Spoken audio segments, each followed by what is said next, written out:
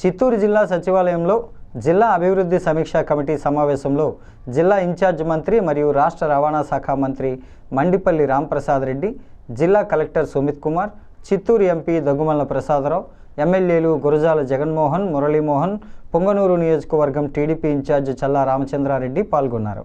ఈ కార్యక్రమంలో భాగంగా చిత్తూరు పార్లమెంటు నియోజకవర్గ పరిధిలో గల 18 మంది విభిన్న ప్రతిభావంతులకు ఎంపీ ల్యాండ్స్ నిధుల నుంచి ఒక్కొక్కరికి 6,30,000 విలువ గల బ్యాటరీ ఆపరేటెడ్ సైకిళ్లను మంగళవారం చిత్తూరు కలెక్టరేట్లో పంపిణీ చేశారు.